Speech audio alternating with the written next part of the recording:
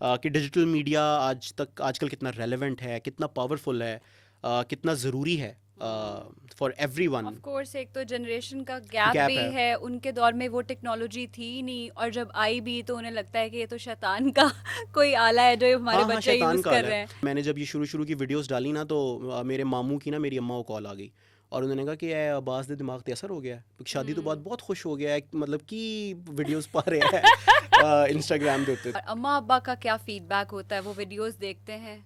अच्छा, मैं अपने बाबा मेरी कोशिश होती है कि मेरे बाबा मेरी वीडियोस ना देखें, ठीक है, क्यों? क्योंकि मुझे उनसे डर लगता है। और मुझे डर लगता है और मुझे पता है कि द मोमेंट वो मेरी कोई भी डैड वाली वीडियो देखेंगे ना, हम्म। तो वो उनको पता चल जाएगा कि ये मुझे कॉपी कर रहा है, ठीक है। Of course. चोई साहब दा पुत्र, अच्छा जी आजकल टिकटॉक का बना रहा है, हम्म। तो आजकल उनको पता ही नहीं है कि टिकटॉक क्या बला है। मतलब हम्म। इंस्टाग्राम को तो आप साइड पे रख दें, टिकटॉक का जो परसेप्शन है पाकिस्तान के अंदर, जी। मुझे लगता है बिल्कुल गलत है। हम्म। लोगों को आइडिया ही नहीं है कि टिकटॉक क्या चीज़ है।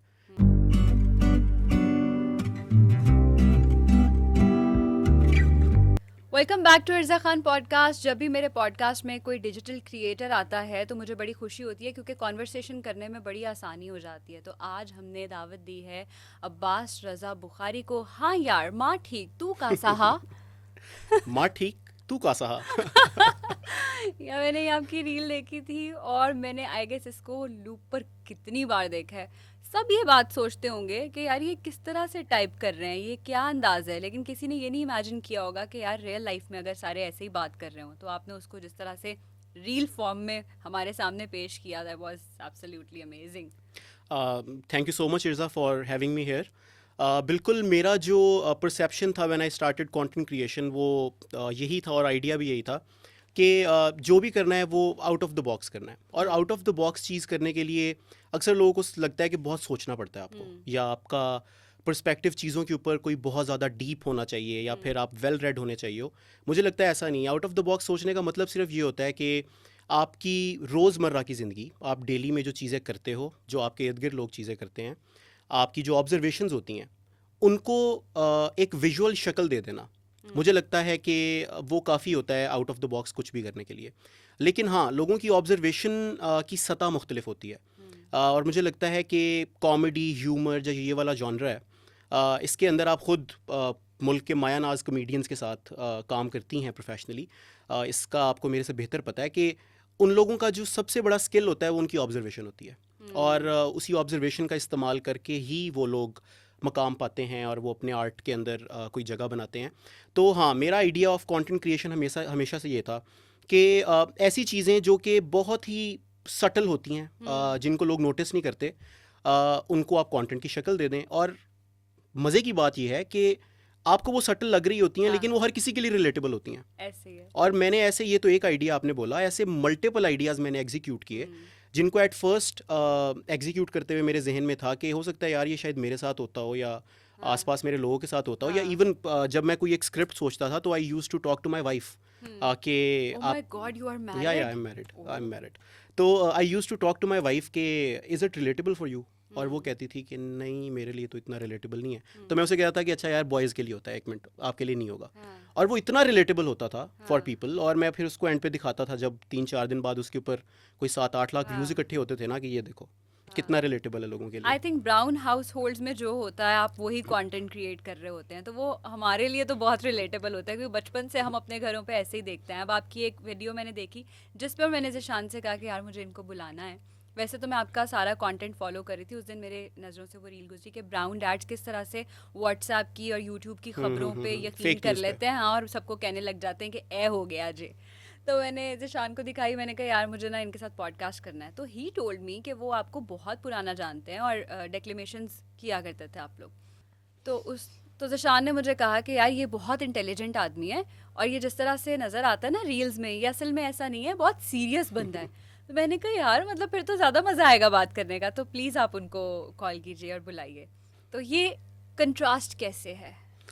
ये कंट्रास्ट ऐसे है जैसे आपने अपने शौहर नामदार का अभी नाम लिया, ज़िशान। ज़िशान को मैं जानता था थ्रू डेक्लेमेशंस। हम्म। ज़िशान जो है वो अपने कॉलेज से आते थे, हाँ जी। डिबेट्स करने मैं अपनी यूनिवर्सिटी से आता था, और उस वक्त हमारी बहुत अच्छी दोस्ती थी। और बल्कि अब आपको तो इस बारे में पता होगा, लेकिन इवन ज़िशान जब डेक्लेमेशंस करते थे तो उनका एक स्पीकर बनना भी बाय एक्सीडेंट था। हम फैसलाबाद गए हुए थे कंपटीशन के ऊपर, ज़िशान वहाँ पर सिंगिंग करने आए हुए थे अच्छा। पंजाब कॉलेज की तरफ से, और वहाँ पर उसी कंटेंजेंट के अंदर जो एक स्पीकर थे उनको साथ एक फेलो स्पीकर चाहिए था, क्योंकि रूल्स में ये होता था कि आप एज अ पेयर पार्टिसिपेट कर सकते हैं, इंडिविजुअली पार्टिसिपेट। तो मुझे आज भी याद है उन्होंने ज़ीशान को ज़बरदस्ती ना स्टेज पे चढ़ाया कि यार कोई बात नहीं, जाके बस तुमने 3 मिनट पूरे करने हैं, बोल आना। हाँ। और ज़ीशान ने वहाँ पर एक इंग्लिश ह्यूमरस स्पीच की, और वो इंग्लिश इंग्लिश ह्यूमरस स्पीच, और वो इंग्लिश ह्यूमरस स्पीच इतनी स्पॉन्टेनियस थी और वो इतनी पसंद आई फैसलाबाद के क्राउड को, यूनिवर्सिटी ऑफ एग्रीकल्चर में, कि उसके बाद फिर ज़िशान डिड डेक्लेमेशंस, और ज़िशान ह्यूमरस डेक्लेमेशंस करता था और मैं सीरियस डेक्लेमेशंस करता था। I never did a humorous declamation in my life, कभी भी नहीं। लेकिन ये कंट्रास्ट कैसे आया? ये कंट्रास्ट आया थोड़ा सा, मुझे ये रिकग्नाइज़ करवाया अगेन मेरी वाइफ ने। तो आई गॉट मैरिड इन मार्च 2023, अच्छा, लास्ट बहुत ईयर, recent है, अभी wow. रिसेंटली, या Congratulations. Thank you so much. तो मेरी शादी के बाद मेरा ये था कि मैंने LLB किया हुआ है university of London international programme से। मुझे बहुत शौक था जर्नलिज्म का, मीडिया का। जैसे ही मैं ग्रेजुएट हुआ, I got hired with news channel, एक मेन स्ट्रीम बड़ा न्यूज़ चैनल, उनके साथ मैं हायर हुआ। मैंने कुछ अर्सा उनके साथ काम किया एज अ ट्रेनी एंकर। अच्छा। लेकिन फिर वो गवर्नमेंट चेंज हुई, डाउन साइजिंग हुई मीडिया हाउसेज में बहुत हैवी, उस सिलसिले में मेरी जॉब चली गई। आप ऑन एयर थे? मैं ऑन एयर नहीं हुआ था, I was a trainee anchor, मैंने लेकिन ऑन फील्ड रिपोर्टिंग वगैरह। And which channel? It was Dunya News. It was Okay. Lahore News, basically the Okay. metropolitan channel of Dunya News. तो मुझे जर्नलिज्म का शौक हमेशा से था, लेकिन वो मेरी जॉब चली गई। लेकिन उसके बाद मैं मुंसलिक इसी शोबे से ही रहा, इन वन वे और अनदर। मैं कुछ थिंक टैंक्स के साथ मिलकर आर्टिकल राइटिंग वगैरह, कंटेंट राइटिंग वगैरह करता रहा, रिपोर्टिंग करता रहा। फिर मैं अपने अपने पर्सनल सोशल मीडिया अकाउंट्स के ऊपर, प्राइमरीली फेसबुक के ऊपर वीडियोस बनाता था जो कि सोशियो पॉलिटिकल नेचर की होती थी। लेकिन कभी भी मैंने ये सोचा ही नहीं था कि मैं इस जॉनरा को टच भी करूँगा अपनी ज़िंदगी के अंदर, क्योंकि कुछ मुझे लगता है सोशल बैरियर्स भी होते हैं। आपको कुछ परसेप्शंस होते हैं, लोग आपको जज करेंगे, लोग आपको किस तरह, और स्पेशली जब आपने अपना पूरी ज़िंदगी परसोना ही एक सीरियस इंसान के तौर पर गुजारा हो, कि आप एक पब्लिक स्पीकर हैं, एक डिक्लेमर हैं, आपने LLB किया हुआ है, मेरे वाले साहब भी एक लॉयर थे, तो आपका सोशल सर्कल भी नेचुरली फिर उस तरह का बन जाता है एक। तो मेरी वाइफ ने मुझे ये रियलाइज़ करवाया, उन्होंने कहा कि मुझे लगता है कि you have a very unique sense of wit और ह्यूमर, जो कि कॉमन नहीं होता लोगों के अंदर। और क्योंकि उन्होंने मुझे कहा कि Instagram is the real deal, आप इंस्टाग्राम के ऊपर कंटेंट बनाओ और आपको ये ट्राई करना चाहिए। और मैंने उनको कहा कि यार मुझे इंस्टाग्राम समझ में ही नहीं आता। मेरा इंस्टाग्राम पे अकाउंट था, लेकिन मैं उस पर ओकेजनली कंटेंट पोस्ट कर देता था, कभी नहीं करता था। कंटेंट से मुराद अपनी पिक्चर्स, वीडियोस, ये वो। लेकिन उन्होंने कहा कि Instagram is the real deal, आप ट्राई करो, आप यहाँ पर कंटेंट पोस्ट करो।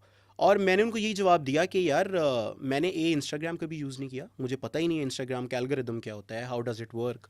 सेकेंडली, मैंने कभी ह्यूमरस कंटेंट जो है वो अपलोड ही नहीं किया कहीं पर भी, तो मुझे लगता है कि मैं बहुत ऑकवर्ड होऊंगा, मेरे लिए बड़ा एम्बैरेसिंग होगा। बट शी पुश्ड मी, उन्होंने कहा भूल जाओ, एम्बैरेसिंग होगा, ये ऑकवर्ड होगा, 1 महीने ऑकवर्ड होगा, 2 महीने ऑकवर्ड होगा, तीसरे महीने जब सक्सेस मिलना शुरू हो जाएगी तो उस वक्त जो लोग तुम्हें पहले शायद किसी मीटिंग के अंदर या किसी सेटिंग के अंदर हो सकता है शर्मिंदा करवाएं, हो सकता है वो भी, वही तुम्हें आकर कहेंगे कि यार क्या बात है, क्या कंटेंट बनाते हो, बहुत अच्छा बहुत अच्छा, तो बस चुप करके लगे रहो। और हमने यही किया। मैंने कंसिस्टेंटली तकरीबन, I started in May 2023, last year, content डालना इंस्टाग्राम के ऊपर, और मैंने कंसिस्टेंटली कोई 2 महीने रोज़ वीडियो डाली, रोज़ एक रील मैंने अपलोड की। और वो नेचुरली ये हुआ कि इंस्टाग्राम का एल्गोरिदम रिवॉर्ड करता है बहुत ज़्यादा कंसिस्टेंसी को, फिर आपके कंटेंट को और उन सारी चीज़ों को, तो वो उसकी वजह से फिर वो एक चल पड़ा साइकिल, एक लूप बन गया, और उसमें चल रहे हैं अल्हम्दुलिल्लाह। सो फार सो गुड, मज़ा आ रहा है। और आपकी वाइफ क्या करती है? My wife teachers at UCP, अच्छा। She has done BS economics from FC college, तो अभी करंटली वो पढ़ा रही हैं एट UCP। दैट्स ग्रेट, क्योंकि उन्होंने भी रिकग्नाइज किया ना आपको, पहचाना कि इनकी क्या असल हाँ, skill क्योंकि वो set मुझे है। पहले से जानती थी, हम क्लास फेलोज थे सिंस A लेवल, ओह, तो हाँ, we knew each other since long, तो उसकी वजह से उनको बहुत अच्छे तरीके से पता था कि Okay. इनके अंदर ये एक यूनिक सेंस ऑफ वेट और ह्यूमर है। तो शुरू से थोड़ा सा स्टार्ट करते हैं, थोड़ा पीछे जाते हैं। आपकी स्कूलिंग कहाँ की है? मेरी स्कूलिंग झंग की है। सो झंग इज़ अ अच्छा। सिटी नियर फैसलाबाद, अगर जी, लैंडमार्क मुझे लोगों को पता, बेहतर पता हो, या हाँ। तो झंग में वहाँ पर there is Chenab college Jhang, काफ़ी बड़ा कॉलेज है वो। वहाँ से मेरी स्कूलिंग है। मैंने अपना ए लेवल ओ ए लेवल वहाँ से किया था। फिर उसके बाद I came to Lahore, I studied at UCL। वहाँ से मैंने अपना university of London international programmes का LLB किया था। जर्नलिज्म में भी आपको इंटरेस्ट था और अभी आप डिजिटल कंटेंट क्रिएशन कर रहे हैं और लॉ आपने किया, तो लॉ फिर मजबूरी में किया या करना ही चाहते नहीं थे? नहीं, मैंने लॉ मजबूरी में नहीं किया। मेरे एक्चुअली ग्रेड्स भी बहुत अच्छे थे ओ ए लेवल में, तो I could have gone to LUMS या फिर इवन अंडरग्रेड के लिए मैं बाहर भी जा सकता था। लेकिन मैंने UCL चूज़ किया क्योंकि मेरे कुछ दोस्त थे जो कि ऑलरेडी UCL में पढ़ रहे थे, वो LLB वहाँ से कर रहे थे। उन लोगों ने मुझे कहा कि अच्छा आ जाओ, अच्छी जगह है, अच्छी डिग्री है, अच्छा स्कोप है। मुझे लॉ करने का शौक इसलिए था क्योंकि my father is a lawyer. तो मैं बहुत छोटा जब था तो मैं उनके ऑफिस में जाके उनके साथ बैठा करता था। फिर वो जो लॉयर्स पॉलिटिक्स है उसमें बहुत एक्टिव थे, तो उसकी वजह से ही मुझे बहुत शौक था कचहरी जाने का, उनके ज़रा अराउंड रहने का, जो एक लड़के की ऑब्सेशन होती है हाँ। एक यंग एज के अंदर विद देयर फादर। और नेचुरली वो ये है कि वो सक्सेसफुल भी थे, वो पॉपुलर भी थे, क्योंकि पॉलिटिक्स में थे, लॉयर्स पॉलिटिक्स में। तो उस वजह से मुझे शौक था कि मैं LLB करूँ, मैं लॉ करूँ। और प्लस ये था कि ए लेवल के बाद ये तीन इयर्स का प्रोग्राम होता है यूनिवर्सिटी ऑफ लंदन का, तो मुझे ये भी था कि यार जल्दी से पढ़ाई को साइड पे करके ना बंदा किसी तरफ लगे, काम शुरू करे। मेरे से ये 5-5 साल वाले बैचलर्स मुझे समझ में नहीं आते, मेरे से नहीं होते। हाँ। मतलब मैं वो बंदा हूँ कि मुझे लगता है कि पढ़ाई में बहुत ज़्यादा जो फॉर्मल एजुकेशन है उसके अंदर मैं बहुत ज़्यादा देर तक अपने आप को देख नहीं सकता था कि यार मैं तंग हो जाऊंगा, कुछ प्रैक्टिकली करना चाहिए ज़िंदगी में एज सून एज पॉसिबल। तो इसलिए मैंने LLB किया, वो 3 सालों का था, मुझे मज़ा भी आया। ज़िशान से भी मुलाकात, मैं UCL से जाता था, वो पंजाब कॉलेज से जाते थे, वहाँ से हमारी हुई। फिर मुझे जर्नलिज्म का मेनली शौक हुआ, वो ये था कि एक चूँकि मैं डेक्लेमेशंस करता था तो आई कुड स्पीक वेल, मैं काफ़ी अच्छे तरीके से बोल सकता था। डिक्लेमर्स की जनरली ट्रेनिंग हो जाती है उस तरह की। फिर मैंने पार्लियामेंट्री डिबेट्स, जो एक और जॉनर ऑफ डिबेट्स होता है, वो बहुत ज़्यादा किया था। तो पार्लियामेंट्री डिबेट्स जो है actually opens your mind so much, वो आपको बहुत ज़्यादा इंसेंटिवाइज करता है to study, to read books, क्योंकि आपने डिबेट करनी होती है ऑन मल्टीपल टॉपिक्स। तो वो उसकी वजह से फिर मुझे शौक आ गया कि अच्छा यार मैंने अपने आप को थोड़ा सा इंटेलेक्चुअली इनेबल कर लिया है, plus I can speak well, तो जर्नलिज्म में मुझे लगता है it is the right fit for me. और वो मुझे फिर जॉब भी मिल गई फ़ॉरेन ही, तो इस वजह से आई डाइव्ड इनटू इट। लेकिन बस मुझे लगता है कि nature has its own ways and nature has its own means. मुझे नेचर ने शायद पॉपुलैरिटी देनी थी, फेम देना था, इस फील्ड के अंदर एक करियर देना था, लेकिन वो देना किसी और जॉनरा में था। लेकिन मुझे लगता है कि आप अपने आप को किसी जॉनरा तक लिमिटेड भी नहीं रख सकते। आप के पास अगर ऑडियंस है, अगर आपकी बात की वैल्यू है, अगर आपकी बात का इम्पैक्ट है, तो you might as well see me doing some very serious shit in the future, क्योंकि फिर मेरे पास एक प्लेटफॉर्म होगा, मेरे पास एक लिबर्टी होगी, I can tweak around with ideas, with things, with concepts. तो मुझे लगता है कि किसी एक जॉनरा तक अपने आप को रिस्ट्रिक्ट करने का ना तो मेरा प्लान है, ना ही मेरा कोई आइडिया है कि मैंने नेसेसरली यही करना है। ये भी करेंगे, साथ और भी बहुत कुछ करेंगे, लेकिन देखेंगे कि आहिस्ता आहिस्ता चीज़ें कैसे अनफोल्ड होती हैं। ये आपकी बात मुझे बहुत इंटरेस्टिंग लगी है कि अपने आप को विद टाइम इवॉल्व भी करना चाहिए और ओपन रखने चाहिए अपने दरवाजे के, कभी भी आप कुछ भी करने के लिए तैयार हो सकते हैं। बेसिकली अभी मैं कंटेंट क्रिएशन को फोकस कर रही हूँ, सो आई वांट टू नो कि आपको आइडिया कैसे आता है। क्या आप ट्रेंड, क्योंकि मैंने देखा है ट्रेंड्स तो फॉलो नहीं कर रहे होते आप, यू नो, तो आपके घर से आपको इंस्पिरेशन मिलती है, आप अपने घर पे कोई चीज़ होता देखते हैं तो आप कहते हैं कि हाँ ये कंटेंट है, या दोस्तों से मिलकर आपको लगता है कि हाँ ये कंटेंट है, वो आपके दिमाग में वो सीड कौन डालता है? जैसे मैंने पहले भी आपको बोला था कि मुझे लगता है ऑब्जर्वेशन एक ऐसी चीज़ होती है कि आप उसको चाह के मास्टर नहीं कर सकते। जैसे मुझे लगता है कि ज़ीशान के पास जो स्किल है सिंगिंग वाला, और ही सिंग्स सो ब्यूटिफुली, मुझे लगता है कि आप उसको एक पॉइंट के बाद इम्प्रूव ज़रूर कर सकते हैं, लेकिन मुझे लगता है कि आप उसको शुरू से ही किसी के अंदर इनकलकेट नहीं कर सकते। मगर मतलब अगर मैं आज चाहूँ कि मैं ज़ीशान जैसा अच्छा गाना शुरू कर दूँ, तो मैं जितना मर्जी फाइनेंशियली उसके अंदर इन्वेस्ट कर लूँ, मैं कोई दुनिया का सबसे बड़ा उस्ताद ला के उसको पर्सनल ट्रेनर हायर कर लूँ अपने घर के अंदर, मुझे लगता है मैं उस तरह के वोकल्स मुश्किल है कि मैं कभी भी डेवलप कर सकूँ। इसी तरह मुझे लगता है कि ऑब्जर्वेशन जो होती है वो भी एक इसी तरह की गिफ्टेड चीज़ है, जो कि हर इंसान की मुख्तलिफ होती है।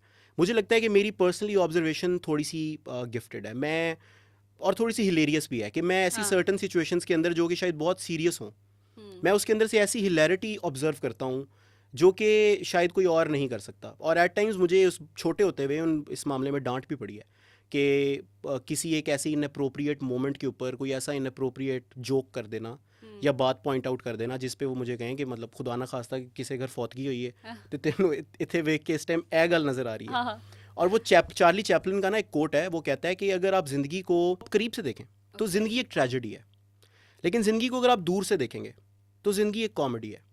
यानी कि अगर आप अपने आसपास होने वाले इवेंट्स को एक बैक सीट लेके ऑब्जर्व करें तो उन चीज़ों के अंदर ही इतना कंटेंट है कि वो पूरी ज़िंदगी ख़त्म ही नहीं होता। ठीक है, फिर मुझे लगता है कि कंटेंट सिर्फ, अगर आप कॉमेडी की बात करें एसेंशियली, वो सिर्फ पंच लाइंस में नहीं है, वो सिर्फ जो आप अल्फाज अदा करते हैं उसके अंदर नहीं है। कंटेंट आपके एक्सप्रेशन में है। आप किसी एक बात के जवाब पे कैसे एक्सप्रेशन देते हैं, आप किसी एक बात के जवाब पे कैसे रिएक्ट करते हैं। सिंपल एक आईब्रो की मूवमेंट भी मेरे ख्याल में किसी के लिए इतनी रिलेटेबल हो सकती है एक पॉइंट पे, वो कहेगा ओ यार मेरे तो फादर भी ऐसे ही आईब्रो की मूवमेंट करते हैं, ये कैसे कर रहा है। मतलब मैं वीडियोस जब अपलोड करता हूँ तो उसके नीचे कमेंट्स अक्सर आए होते हैं कि यार तुम हमारे घर के बाहर तो नहीं बैठे होते, या तुम हमारे कमरे में तो नहीं कहीं छुप के बैठे होते, कि तुम्हें कैसे पता कि मेरे भी चाचू, मामू, फुफ्फा, ताया या वालिद साहब ऐसे बात करते हैं जैसे तुम कर रहे हो। तो ये बिल्कुल कॉपी है।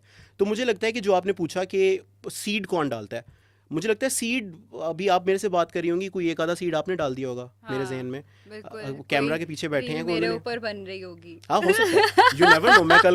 मैं कल को पॉडकास्ट की कोई ऐसी पैरोडी बनाऊं बहुत फिट सी, तो वो सीड जो है वो मुझे लगता है कि 24 घंटे की लेफ्ट राइट से डल ही रहे होते हैं आपके पास। लेकिन मेरा प्रोसेस क्या है उसके लिए, कि अगर कोई बडिंग कंटेंट क्रिएटर देख रहा है तो मेरा प्रोसेस उसमें ये होता है कि मुझे जैसे ही एक आइडिया आता है मैं फ़ौरन अपना फ़ोन निकाल के नोट्स के अंदर उसको लिख लेता हूँ कि आइडिया ये है, आइडिया ये है, स्क्रिप्ट तो बाद में होगा उसका। और फिर जब मैंने बैठ के, लेट्स से मैं सुबह बैठा हूँ कि मैंने आज कोई वीडियो लाजमी अपलोड करनी है, तो फिर मैं अपने नोट्स खोलता हूँ, उस नोट के अंदर से मैंने जो आइडियाज़ लिखे होते हैं उनको फ़िल्टर करता हूँ, उसमें से फिर कोई एक आइडिया चूज़ करता हूँ, फिर उसको मैं स्क्रिप्टिंग करता हूँ और फिर उसको एग्जीक्यूट कर देते हैं। तो this is how the process goes. लेकिन हाँ, आइडिया जो आता है वो मुझे लगता है कि वो कोई मेथोडिकल चीज़ नहीं है, उसके लिए आप कोई मेथड नहीं एम्प्लॉय कर सकते। आई थिंक ये फॉर्मूला सबका सेम है, सारे कंटेंट क्रिएटर्स का, कि कोई भी आइडिया आता है आप उसको फौरन से नोट्स में लिख लेते हैं, क्योंकि वो गोल्ड माइन है। अब भूल जाते हैं, बाद में याद नहीं रहता। अक्सर औकात मेरे साथ ये होता है कि ख्वाब में मुझे कोई चीज़ आई है, अच्छा, और मैं सुबह उठ के इतनी कोशिश कर रही हूँ, मुझे पता है कि वो बहुत वायरल और बहुत हिट चीज़ थी, लेकिन वो मुझे याद ही नहीं आ रही है। तो मैं कहती हूँ यार उस वक्त आँख खुल जाती ना, तो मैं उसे लिख लेती। तो वो उस तरीके से ख्वाब में भी ना आपको एक फ़ोन अपने पास रखना चाहिए फौरन नोट्स में उसको आप लिख लें। मेरी फ्रेंड है आरजू, वो वो भी ऐसा ही कंटेंट बनाती है ना, फनी। हम सेट पे बैठे हुए हैं, या हम कहीं मॉल में गए हैं, या हम किसी रेस्टोरेंट में गए हैं, वहाँ पे कोई आंटियाँ कोई बात कर रही हैं, तो वो ऑब्जर्व कर रही है, तो उसका ना दिमाग फटने वाला हो जाता है कंटेंट से। उसकी ना शक्ल पे आ जाता है कि उसे एंग्जाइटी होना शुरू हो गई है कि अब मैं जल्दी से नोट डाउन कर लूँ, मैं ये सब कहीं भूल ना जाऊँ। तो ऐसा आपके साथ भी होता है कि आपको इशू होने लग जाता है कि अब मैं जल्दी से यहाँ से निकलूँ और जाके ये कंटेंट बना लूँ? हाँ, लेकिन वो एंग्जाइटी इसलिए नहीं होती क्योंकि मैं उसको नोट डाउन कर लेता हूँ ना। तो मुझे पता होता है कि अच्छा अब मैंने इसको रिकॉर्ड कर लिया अपने पास। तो अब मैं जब भी इसको देखूंगा तो जो भी इवेंट मेरे आसपास हो रहा था वो मैं रिकॉल कर लूंगा, वो मेरे जहन में विजुअलाइज होना शुरू हो जाएगा और फिर मैं उस पर बना लूंगा। आप कितने बहन भाई हैं? हम टोटल 5 बहन भाई हैं। आप सबसे बड़े हैं, छोटे? नहीं, मेरे से 3 बड़ी बहनें और एक छोटा भाई है। ओके, तो कोई हेल्प करता है आपके साथ कंटेंट क्रिएशन में, या इंटरेस्ट लेता है कि आइडियाज देता है साथ में बैठ अच्छा, के? मेरा एक भाई तो मेरी कुछ वीडियोस में आता भी है, और वो लोग उसको भी काफ़ी पसंद करते हैं। लेकिन मेरी जो सबसे ज़्यादा कंटेंट में हेल्प करती हैं वो मेरी वाइफ करती हैं। She knows production very well. हालांकि उन्होंने कोई डिग्री वगैरह फिल्म मेकिंग या उसमें नहीं की हुई, लेकिन वैसे ही वो खुद से जैसे इंसान सीख के कर लेता है। तो she knows editing, she knows camera work very well. तो मेरी इनिशियली तो जितनी रील्स थी और वो उसकी प्रोडक्शन वो वही करती थी, और इवन पोस्ट प्रोडक्शन भी। तो सबसे ज़्यादा हेल्प मेरी उस केस में जो है वो मेरी वाइफ करती हैं। बल्कि वो मुझे कहती थी कि मैं बस 3 जॉब्स कर रही हूँ, एक जो मैं अपनी कर रही हूँ, दूसरी मैं जो आपके साथ कर रही हूँ, और तीसरी जो मैं कोई घर का ख्याल श्याल रखना होता है, कोई खाना बनाना होता है कभी ये वो। तो मैं साइमल्टेनियसली 3 जॉब्स मैनेज कर रही हूँ, विच इज़ ट्रू, वो बिल्कुल कर रही हैं। तो हाँ, माई वाइफ हेल्प्स मी इसमें काफ़ी ज़्यादा। बाकी हाँ, मेरा एक भाई जो है मेरे से छोटे वाला, वो मेरी कुछ वीडियोज़ में भी आता है, और कुछ आइडियाज़ में भी उससे डिस्कशन होके काफ़ी, क्योंकि वो मेरे से 10 साल छोटा है, तो उससे मुझे जेनजी पर्सपेक्टिव बहुत ज़्यादा मिलता है। तो मैं जो जेनजी कंटेंट होता है मैं उससे डिस्कस करता हूँ अक्सर। तो हाँ, इस तरह से वो काफ़ी हेल्प करता है मुझे। राइट। और अम्मा अब्बा का क्या फीडबैक होता है, वो वीडियोस देखते हैं? अच्छा, मैं अपने बाबा, मेरी कोशिश होती है कि मेरे बाबा मेरी वीडियोस ना देखें, ठीक है, क्यों? क्योंकि मुझे उनसे डर लगता है। और मुझे डर लगता है, और मुझे पता है कि द मोमेंट वो मेरी कोई भी डैड वाली वीडियो देखेंगे ना, हम्म, तो वो उनको पता चल जाएगा कि ये मुझे कॉपी कर रहा है, ठीक है। ऑफ तो कोर्स। वो मुझे उनसे थोड़ा सा डर लगता है कि यार ये, हालांकि वो मुझे कुछ भी नहीं कहेंगे ज़ाहिर है, लेकिन वो जो एक फिर भी एक शर्म है आपकी अपने हाँ। वालिद साहब के साथ होती है, वो है। हाँ, अम्मा मेरी जो है वो बहुत इंजॉय करती हैं मेरा कंटेंट, देखती हैं। लेकिन हाँ, पेरेंट्स जो होते हैं वो थोड़े से स्केप्टिकल होते हैं जब आप इस तरह की कोई चीज़ करने लगते हैं। वो मतलब मैंने जब ये शुरू शुरू की वीडियोस डाली ना, तो मेरे मामू की ना मेरी अम्मा को कॉल आ गई, और उन्होंने कहा कि ए अब्बास दे दिमाग ते असर हो गया है, शादी तो बाद बहुत खुश हो गया है, मतलब कि वीडियोस पा रहे हैं इंस्टाग्राम के ऊपर। तो मुझे अम्मा ने क्या, तो क्या डाल रहे हो तुम इंस्टाग्राम के ऊपर? तो मैंने उनको खोल के दिखाया, ये डाल रहे हो। तो उन्होंने कहा वो कह तो सही रहे हैं, कोई दिमाग पे असर ही हो गया तुम्हारे, हाँ। तुमने आज तक ऐसा कुछ किया ही नहीं है, हाँ। तो ये तुम किस तरफ लग गए हो? तो मैंने उन्हें कहा कि यार आप ट्रस्ट करें थोड़ा सा मेरे ऊपर, और मुझे थोड़ा सा टाइम दें, तो हाँ। इंशाल्लाह मामू ना फ़ोन करके अप्रिशिएट करेंगे, तो आप हाँ। टेंशन ना लीजिएगा। तो उस हिसाब से शी वॉज़ वेरी सपोर्टिव। उसके बाद हाँ। उन्होंने कहा नहीं नहीं, फिट है, फिट है। और फिर मुझे याद है कि ऑल्दो मैं बाकी अपनी जॉब्स कर रहा था, तो उस तरह से ये नहीं था कि this was my exclusive source of income या कुछ। लेकिन मुझे याद है कि जब मुझे पहली पेड गिग मिली थ्रू इंस्टाग्राम, जब एक ब्रांड ने अप्रोच किया कि आप हमारे लिए प्रमोशनल काम करें, तो मैंने उनको जाकर बताया, और इट वाज वेरी सून। मतलब मैंने सुना था, और मेरे जो कुछ पुराने क्रिएटर्स दोस्त थे, उन्होंने मुझे ये बताया हुआ था कि हमने साल साल डेढ़ डेढ़ साल वीडियोस डाल डाल डाल के फिर फिर आता एक गया। सर्टेन पॉइंट पे हमारे पास आया। तो मुझे याद है मेरे कोई 8000 फॉलोअर्स थे, और मुझे हार्डली कोई डेढ़ एक महीना हुआ था वीडियोस बनाते हुए। तो मुझे मेरा पहला पेड गिग मुझे अप्रोच किया एक ब्रांड ने कि आप हमारे लिए काम करें, और हमें एक रील चाहिए, और ये वो। तो फिर मैंने अम्मा को जाके बताया, और मैंने उन्हें कहा कि देखें, ये मुझे एक पहला काम आया है, this is an additional form of income मेरी जो जॉब्स के साथ साथ है, plus this is only going to get bigger over time. तो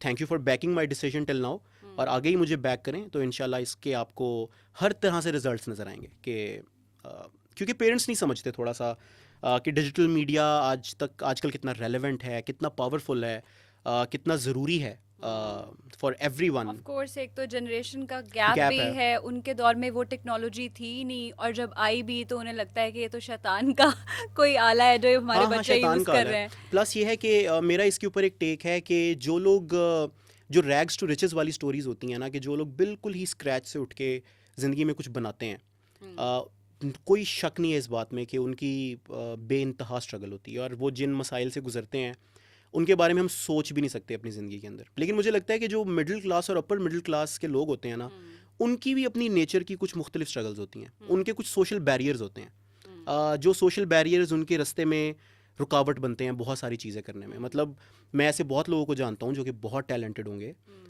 हैं बल्कि, और लेकिन वो कभी भी सोचेंगे भी नहीं कि हम अपना फेस ला के एक वीडियो के अंदर उसको कभी इंस्टाग्राम के ऊपर या टिकटॉक के ऊपर या कहीं पे डालें, बिल्कुल। क्योंकि वो उसके साथ एक सोशल बैरियर है ना उनकी ज़िंदगियों के अंदर। अच्छा, वो चोई साहब दा पुत्र, अच्छा जी आजकल टिकटॉक बना रहा है, तो आजकल उनको पता ही नहीं है कि टिकटॉक क्या बला है। मतलब इंस्टाग्राम को तो आप साइड पे रख दें, टिकटॉक का जो परसेप्शन है पाकिस्तान के अंदर, जी। मुझे लगता है बिल्कुल गलत है। लोगों को आइडिया ही नहीं है कि टिकटॉक क्या चीज़ है। टिकटॉक ही तो एक्चुअली मैसेज का प्लेटफॉर्म है, और उसने कितने लोगों की ज़िंदगियां तब्दील की हैं, और किस तरीके से आपके ब्रांड्स, आपकी कॉरपोरेशंस और आपके बड़े बड़े नाम वो इस वक्त टिकटॉक के ऊपर बैठे हुए हैं, और वो टिकटॉक के ऊपर काम कर रहे हैं। तो मुझे लगता है कि समराइज़ करते हुए इस सारे बात को, जो मेरा पॉइंट इन केस है वो ये है कि I belong to a middle upper middle class family. तो हम लोगों की अपनी नेचर की स्ट्रगल्स होती हैं जब हम ज़िंदगी में कुछ ऐसा करना चाहें जो कि हमें पसंद है, क्योंकि बहुत ज़्यादा सोच ये रुकावट दरमियान में आ जाती है कि लोग इस पे क्या कहेंगे यार, कि अब तुम ये कर रहे हो, अब तुम्हें ये क्या करने की ज़रूरत पड़ गई, अच्छी खासी तुम अपनी जॉब कर रहे हो, तो ये है तो वो है। तो हाँ, वो सारी स्ट्रगल्स जो है वो साथ साथ होती हैं, लेकिन once you cross that barrier और आपको सक्सेस नज़र आने लग जाती है, फिर सब कुछ नॉर्मलाइज हो जाता है। फिर कोई नहीं, फिर आपके पास लोग आते हैं, वो चाचू के बेटे ने वो तस्वीर खिंचवानी है, उसको आप बड़े पसंद है उसका तस्वीर, उसको वीडियो में बर्थडे विश कर दें क्योंकि वो आपकी बड़ी फ़ैन है, और ये वो फिर सब लोग वो ऐसे होने लग जाते हैं ओवर टाइम। तो कोई अगर लगता है मुझे ये काम, हाँ बिल्कुल, तो अगर लेकिन कोई सुन रहा है मुझे, जो जिसके जहन, जो इस वक्त जहन में इसके ये स्ट्रगल चल रही है कि यार मैं ये करूं या ना करूं, और वो करना चाहता है, उसको बिल्कुल करना चाहिए। नहीं सोचना चाहिए कि कौन क्या कह रहा है, कौन क्या सोच रहा है, कोई कुछ भी नहीं सोचता। आई थिंक ये जो आपकी बात है ना कि हर क्लास की स्ट्रगल्स होती हैं, आई बिलीव कि जो रिच क्लास है, जो एलीट क्लास है, उनके मसाइल और ही किस्म के हैं, वो हमसे बिल्कुल भी रिलेट नहीं कर सकते, और उनके ऐसे मसले नहीं हैं कि जिन पे कोई टेंशन हो जाए। और जो बेचारा गरीब है, बहुत ही गरीब है, उसके पास तो लूज करने के लिए ही कुछ नहीं होता बिल्कुल है, नहीं है। ठीक है। और जो मिडिल क्लास वाला है वो सबसे ज़्यादा पिस रहा होता है, क्योंकि वो कहीं बीच में अटका हुआ है और उसे सबसे ज़्यादा सोशल बैरियर्स का भी सामना होता है। बिल्कुल ऐसे ही है। मुझे लगता है कि ये जो है ना कि लूज़ करने के लिए आपके पास कुछ ना हो, मुझे लगता है this is a very uncomfortable place to be in, लेकिन yet it is a very very like comfortable and strong place to be in simultaneously as well. कि मुझे लगता है कि जिन लोगों के पास कुछ लूज़ करने के लिए नहीं होता, जिनकी कमर दीवार के साथ लगी होती है, आई एम श्योर, मैं बिल्कुल ट्रिविलाइज नहीं करना चाहता, क्योंकि मैं तो सोच भी नहीं सकता कि उनकी ज़िंदगी में क्या मसाइल जी। होते हैं। लेकिन मुझे लगता है कि येट ये एक बहुत पावरफुल चीज़ भी होती है कि जब आपकी कमर दीवार के साथ लगी हो, आपके पास कुछ भी नहीं है लूज़ करने के लिए, तो फिर आपको पता होता है यार कि फिर स्काई इज़ द लिमिट। अब यहाँ से मैं जितना गुड़ डालूंगा उतनी चीज़ मीठी होती जाएगी। मुझे लगता है कि वो ज़्यादा एक कंफर्टेबल जगह है रिलेटिवली। मैं चाहती हूँ आप प्लीज़ चाय को साथ साथ एंजॉय करें, वरना वो ठंडी हो जाएगी। ठीक है, ठीक हाँ, है, वरना साथ ये साथ भी एंजॉय आप करते हैं। रील बना देंगे कि बातें करते रहे और चाय ठंडी नहीं करवा पिलाई। दी। लेकिन हम आपको कहेंगे कि आपने ऐसे नहीं जाना, आप हमारे साथ खाना खा के जाएंगे, आपको ठीक है, बहुत ज़रूर कंटेंट मिलेगा हमसे। ज़रूर ज़रूर ज़रूर ज़रूर। Were you witty as a child? Yes, I was very witty as a child. मैं बहुत ज़्यादा विटी था, येट वेरी इंट्रोवर्ट। मैं बहुत इंट्रोवर्ट होता था। आई स्टिल थिंक हाँ, एक हद तक मैं अभी भी इंट्रोवर्ट हूँ, बिल्कुल हूँ। मैं बहुत इंट्रोवर्ट होता था, और मुझे बहुत ज़्यादा कॉन्फिडेंस, मतलब मैंने ज़िंदगी में बहुत पब्लिक स्पीकिंग की है और अल्हम्दुलिल्लाह अचीव भी बहुत किया पब्लिक स्पीकिंग के अंदर। लेकिन मैं जब अपनी यूनिवर्सिटी लाइफ में अपने पब्लिक स्पीकिंग करियर की लाइक पीक पे था, और करियर मैं इसलिए कह रहा हूँ क्योंकि वो भी एक करियर ही होता है, क्योंकि बहुत लोग उसमें इन्वॉल्व होते हैं, स्टेक होल्डर्स होते हैं, उस वक्त आपकी ज़िंदगी में वो एक करियर ही होता है कि मैं ये कंपटीशन जीत गया, मैं ये जीत गया, मैं वो जीत गया। तो आप खुद को करिकुलर्स के अंदर रही हैं, तो आपको उसका आइडिया बहुत अच्छे तरीके से होगा।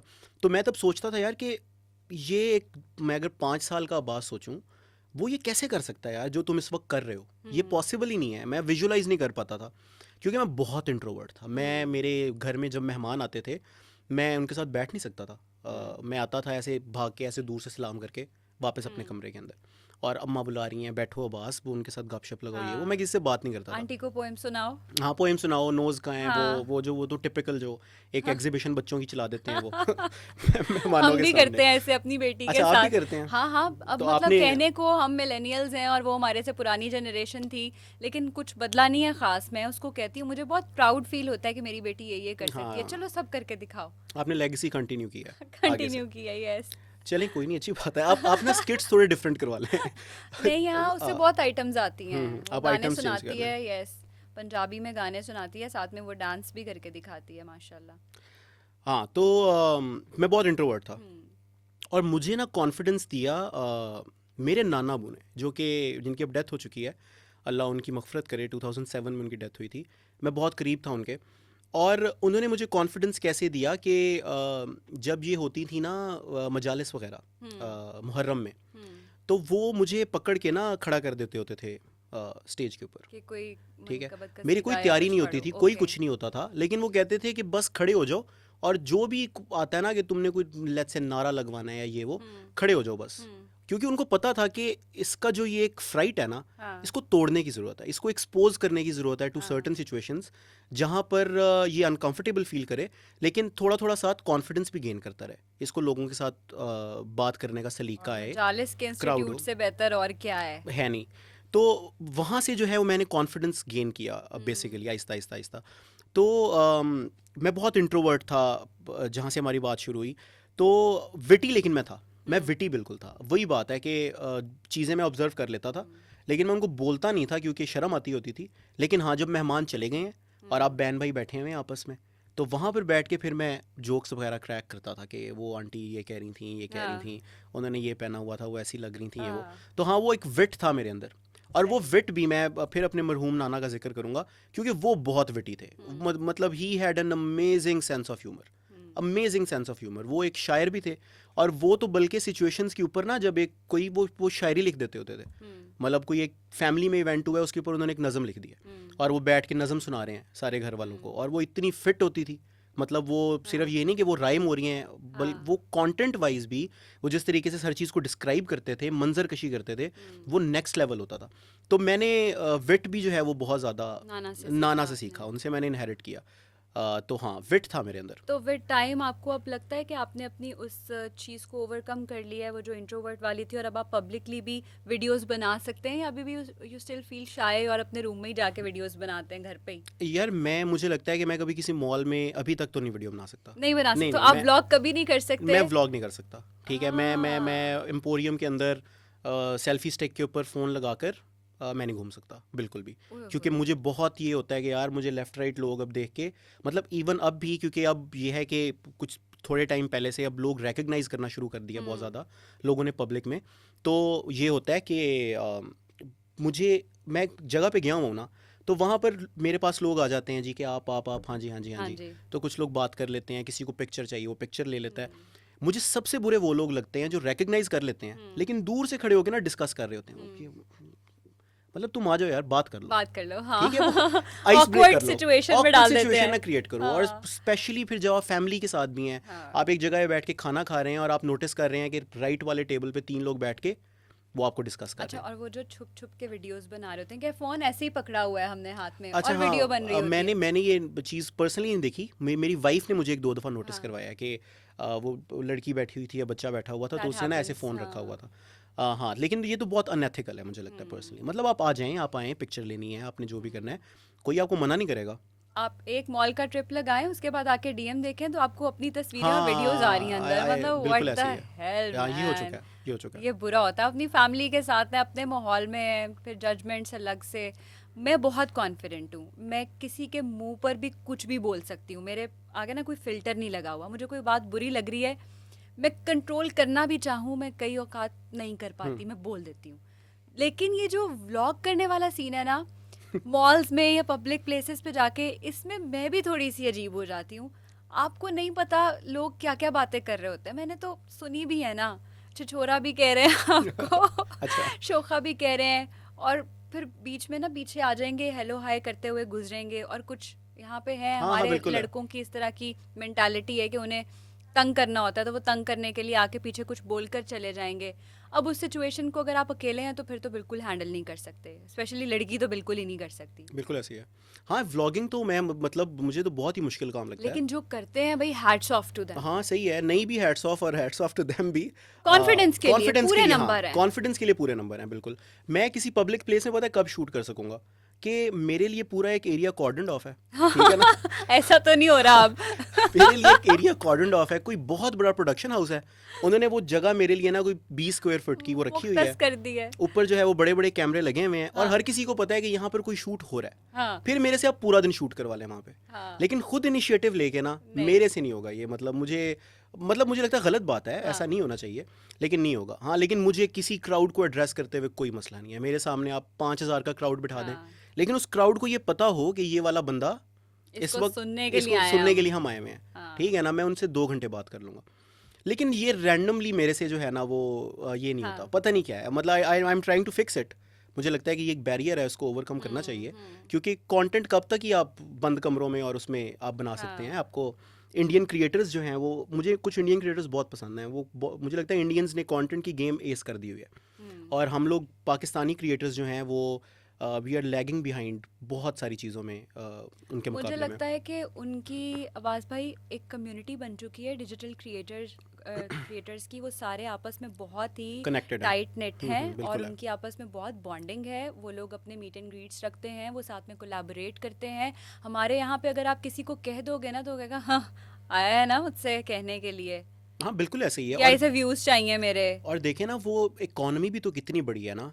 क्रिएटर्स वहाँ पर प्रॉपर तरीके से सेलिब्रेट होते हैं। अब धरना का अगर आपको पता हो, धरना is an Indian creator, she has above 1 million followers Instagram के ऊपर, और वहाँ पर उनके अवार्ड्स हैं जहाँ पर वो क्रिएटर ऑफ द ईयर, और ये नहीं कि एवी कोई रैंडम उन्होंने एनजीओ या बॉडी बनाई हुई है जो कि उनको अवार्ड्स दे रही है। She was listed in Forbes, ठीक है, और फोर्ब्स के अंदर धरना लिस्ट हुई। मैं उसको फॉलो करता हूँ 5-6 महीनों से, और मेरे लिए एस्टॉनिशिंग था कि एक इंस्टाग्राम, और she is purely an Instagram creator, मतलब वो ऐसा नहीं है कि वो किसी मूवी में किसी के साथ को स्टार आई हुई है या फिर सही। वो कोई बॉलीवुड की पर्सनैलिटी है और इंस्टाग्राम पे साथ कंटेंट बनाती है। She is purely a content creator, reels बनाती है इंस्टाग्राम के ऊपर। She was listed in Forbes.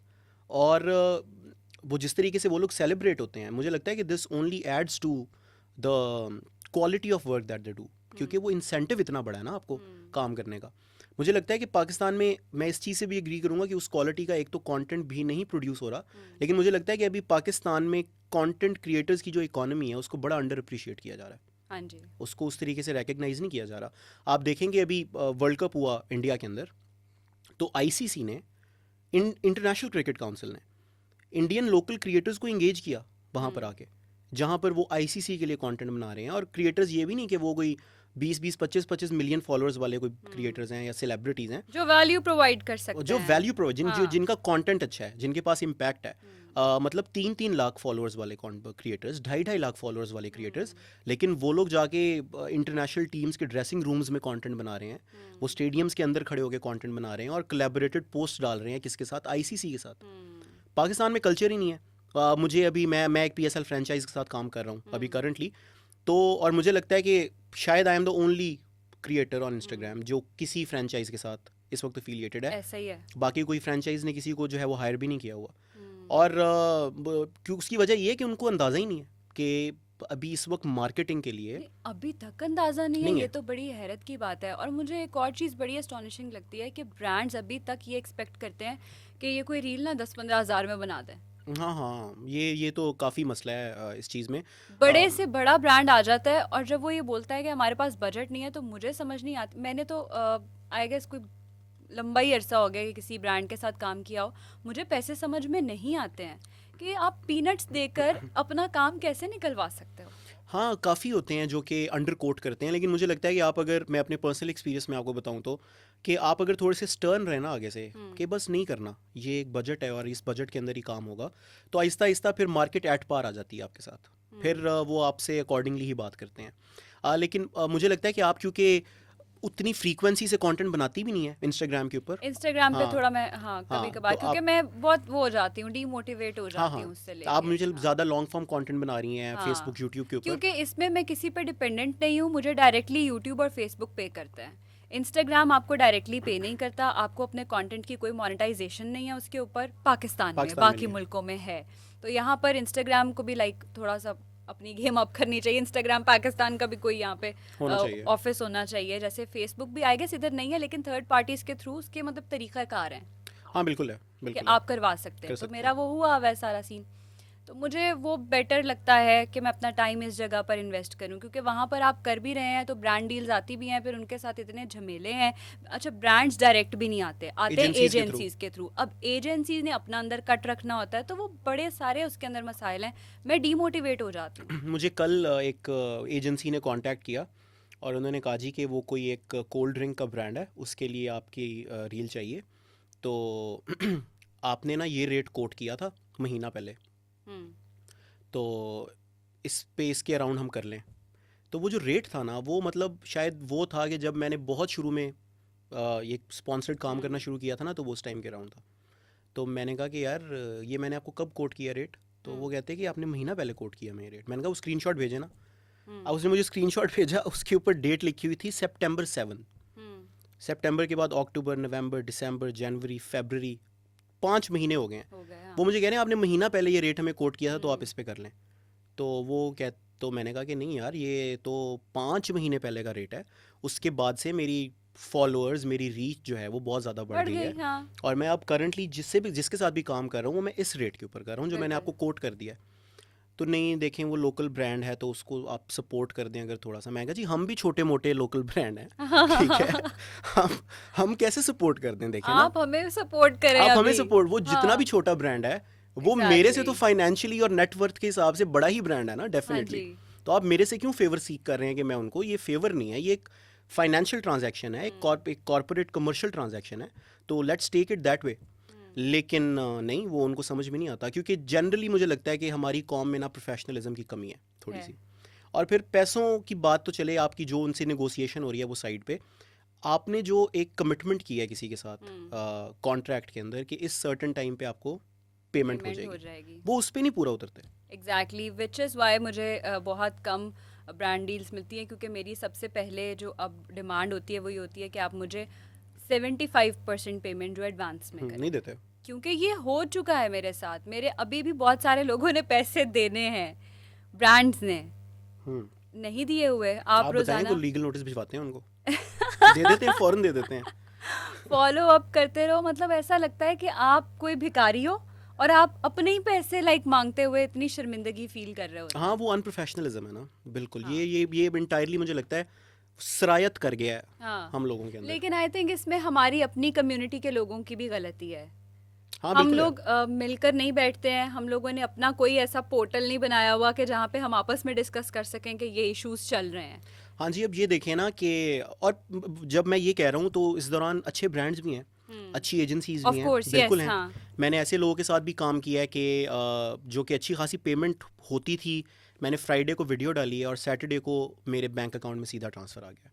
इस तरह के लोग इस भी हैं। तरह के ब्रांड्स भी हैं कि वो एडवांस में फुल हाँ, पेमेंट कर कर देते हैं। हाँ बिल्कुल। जी। मैंने ऐसे लोगों के साथ भी काम किया है कि उन्होंने मेरे कहे बगैर, हम्म मतलब उन्होंने कॉन्ट्रैक्ट में लिखा है कि 15 वर्किंग डेज में आपको पेमेंट हो जाएगी, और वो अगले दिन पेमेंट कर देते हैं। इस तरह के लोग भी हैं। लेकिन मुझे लगता है कि कुछ चीज़ें जो है ना वो एज अ नॉर्म एक्सेप्ट हो चुकी हैं, जो कि बहुत अनरीजनेबल हैं। जैसे कि 90 डेज़ के बाद आपको पेमेंट होगी। ये बकवास है। मुझे बताएं, 90 डेज़ के बाद पेमेंट सेंस भी बनाती है? डॉलर का रेट कहाँ से कहाँ से कहाँ कहाँ चला गया हो, चला, आप उस वक्त वो चार्ज ही ना कर रहे पैसा हो। कितना डिवैल्यू Yes. हो रहा है, जो है वो दिन ब दिन उसमें। तो आप उनको एक रेट कोट करते हैं, वो कहते हैं जी कि नहीं ये ऑफर है, इस पे करना और है। ये बहुत बड़े ब्रांड्स करते हैं हाँ, ये, और कि ये हमारा इतना बहुत बड़े time- नहीं करते, ही बड़े ब्रांड्स हैं। हाँ जी। जो आपका मिड टियर ब्रांड है या छोटा ब्रांड है, वो इतना ज़्यादा डिले नहीं करता, करता पेमेंट, ठीक है। और वो इतनी बार्गेन भी नहीं करते आपके साथ, जी। ये भी मैंने नोटिस किया है। आपके साथ जो ज़्यादा बार्गेन करते हैं वो भी जो बड़े ब्रांड्स हैं वो हालांकि करते उनके हैं। पास तो कितना बजट होता है। लेकिन उनको ये पता होता है ना कि हमारे साथ काम करके ये क्रिएटर जो है वो अपनी भी एक सर्टेन फेस वैल्यू बना रहा है कि मैंने इस ब्रांड के साथ भी काम किया, इसके साथ भी उनकी प्रोफाइल बेहतर हो रही है, तो वो उसको सेल करते हैं थोड़ा सा। अब मेरे लिए तो ये मैटर नहीं करता हाँ, किसने, क्योंकि आपकी पर्सनल रीच मैटर करती है। अगर बिल्कुल मैं करती है। आपकी प्रोफाइल पर आती हूँ और मुझे नज़र आ रहा है कि आपने जो बगैर किसी कोलैबोरेशन के या किसी ब्रांड के साथ जो आपने काम किया उसके अलावा रील्स जो हैं वो 25-30 मिलियन कर रही हैं, तो मुझे नहीं देखना कि आपने हाँ, ब्रांड हाँ, के लिए क्या काम किया बिल्कुल हुआ ऐसी है, बिल्कुल ऐसी है। तो अब जो मैं जैसे बात कर रहा था कि 90 डेज जो नॉर्मलाइज हो गया ना, मतलब ये मेरी समझ से बाहर है। मुझे एक ब्रांड ने कांटेक्ट किया, मैंने उनको रेट कोट किया, उन्होंने उसके पास मुझे ऑफर कर दी। मैंने कहा जी ठीक है, ओके। मैंने कहा बताएं आपका पेमेंट स्केड्यूल क्या है? उन्होंने कहा जी सर 90 डेज़। मैंने कहा नहीं यार, ये तो सेंस ही नहीं बनती 90 days. Sir standard market practice है, ऐसे ही होता है।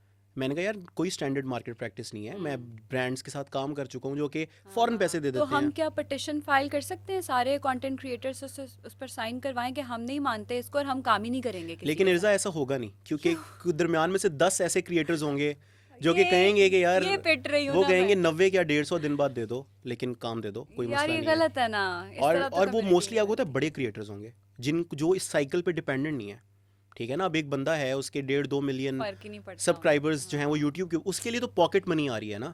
हाँ, तो आप उसको 3 महीने बाद दे दें, 5 महीने बाद दे दें, उसको फ़र्क ही नहीं पड़ता कि अच्छा एक टाइम पे आने आ जाएंगे। तो इस तरह होगा नहीं, क्योंकि अग्री कोई नहीं करेगा ना इस बात के ऊपर, अनटिल अनलेस आप इस पे कोई लेजिस्लेशन करवाएं।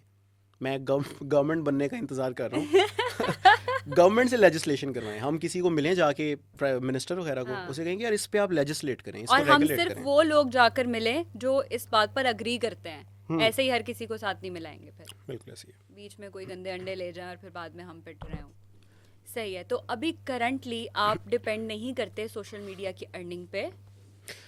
मैं अब अल्हम्दुलिल्लाह मैंने जब ये कंटेंट क्रिएशन शुरू की थी तो मैं 2 जॉब्स कर रहा था, ठीक है। एक फुल टाइम जॉब थी और एक विजिटिंग जॉब थी। मैंने अपनी फुल टाइम जॉब छोड़ दी है। अच्छा। उसकी 2 वजूहत हैं। एक तो ये है कि मुझे फाइनेंशियली भी उसकी ज़रूरत नहीं रही थी, क्योंकि मेरा यहाँ से जो एक पूरा इकोनॉमिक साइकिल बन गया था थ्रू कंटेंट क्रिएशन, वो फिट और था। आपकी अपनी मोनेटाइजेशन नहीं है, नहीं है। आप ब्रांड डील्स पर हाँ, ही? Okay. Entirely through brand deals ठीक मैं है। बात कर रहा हूँ आपसे अभी।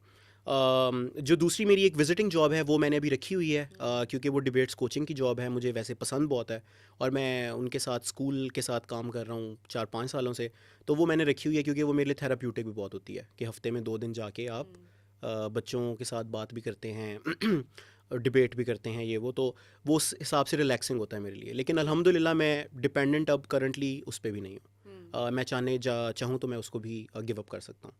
तो इस वक्त करंटली जो है वो अल्हम्दुलिल्लाह वो ये है कि मुझे जॉब्स की ज़रूरत अब नहीं रही, तो इस वजह से मैंने जो फुल टाइम जॉब थी वो मैंने छोड़ दी है और मैं इंटायरली अब इसी से ही कर रहा हूँ। और लॉ प्रैक्टिस नहीं करते? लॉ प्रैक्टिस मैंने किया ही नहीं था, शुरू ही नहीं किया था हाँ इन द फर्स्ट प्लेस। वो मेरे वाले साहब मुझे कहते भी हैं कि डिग्री साड़ दे, हाँ मतलब क्यों की थी तुमने डिग्री, लेकिन वो मैंने शुरू ही नहीं किया था लॉ प्रैक्टिस करना, क्योंकि लॉ प्रैक्टिस करने का टेम्परामेंट नहीं था मेरा शुरू से। शौक मुझे चढ़ गया था वाले साहब लेकिन को देख मुझे के। आपसे बात करके ऐसा लगा है कि आप बहस मुबाहिसा बहुत अच्छा कर सकते हैं। हाँ, लेकिन ये मिसकंसेप्शन है कि वकालत में बहस मुबाहिसा जो है वो काम आता है। आप जज अच्छा के साथ बहस मुबाहिसा करेंगे, वो छित्तर वहाँ से मारेगा आपको। तो वो जो हमें दिखाते हैं मूवीज के वो अंदर गलत है वो ना, सब बकवास होती वो है। गलत है, वो बहस मुबाहिसा काम नहीं अच्छा आता। उसके अंदर बड़ी रिगरसली आपको पढ़ना पड़ता है आपको। मैंने अपने जो मेरे बैचमेट्स थे ऑब्वियसली वो प्रैक्टिस कर रहे हैं लॉ, तो उनकी मैंने जो ज़िंदगियाँ देखी हैं वो उन्होंने बहुत मेहनत की है ज़िंदगी में, और अभी माशाल्लाह माशाल्लाह उनमें से बहुत सारे जो है वो उसका फल भी उठा रहे हैं। लेकिन मुझे हमेशा से पता था कि मेरा टेम्परामेंट नहीं है, टेम्परामेंट नहीं है। हाँ। मैं नहीं कर सकता, मैं नहीं सिविल कोर्ट के और सेशन कोर्ट के धक्के खा सकता, फाइलें उठा सकता अपने सीनियर वकीलों कोई की। एक केस भी नहीं किया कभी? नहीं नहीं, बिल्कुल भी नहीं किया। मैं एक दिन एज अ प्रैक्टिसिंग लॉयर कचहरी नहीं गया या अदालत में नहीं गया। अब वैसे वो चक्कर लगते रहते हैं। हाँ अब वैसे इंटरेस्टिंग। वैसे वो केस नहीं है मेरे ऊपर कोई। वैसे वैसे दोस्तों से हाँ, मिलने के दोस्तों के लिए। साथ और ये वो, हाँ। हाँ अच्छी बात है। सो अभी आपका गोल क्या है कि कोई बिजनेस शुरू करना है, अपना कोई एम्पायर खड़ा करना है, या बस जैसे चल रहा है ऐसे चलाना है? मुझे ना बहुत ज़्यादा ज़िंदगी में पैसे कमाने का शौक़ नहीं है, लाइक बहुत ज़्यादा पैसे कमाने का शौक़ है, क्योंकि उससे बहुत सारी आपको आसाइशें और ज़रूरियात ज़िंदगी में आप पूरी करते हैं। लेकिन जो बहुत बहुत पैसा है ना, वो मुझे कमाने का शौक़ नहीं है। मुझे शौक़ है कि किसी भी पॉइंट के ऊपर मेरी ज़िंदगी का पीस, सुकून, जैसे मुझे वीकेंड चाहिए। मैं हमेशा कहता हूँ कि किसी इंसान को किसी भी कॉस्ट पे वो जॉब नहीं करनी चाहिए जिसमें सैटरडे भी ऑन होता है, ठीक है? आपको सैटरडे संडे आज तो क्या दिन है? आज ट्यूसडे। अच्छा ट्यूसडे मैं इतनी मसरूफ चल रही हूँ कि मुझे ये भी नहीं पता कि हाँ, आज दिनों दिन का क्या काम नहीं है। रहता। लेकिन अभी मैं करता हूँ, अब मैं संडे को भी काम करता हूँ। किसी को आपने अगर कंटेंट डिलीवर करना है बाय संडे तो वो आप करते हैं। लेकिन इस काम में ना सुकून ये है कि you are your own boss. आप अपनी कन्वीनियंस के ऊपर कर रहे हैं, आपको कोई नेसेसरली सुबह 9 बजे उठ के किसी एक जगह पे जाना नहीं है।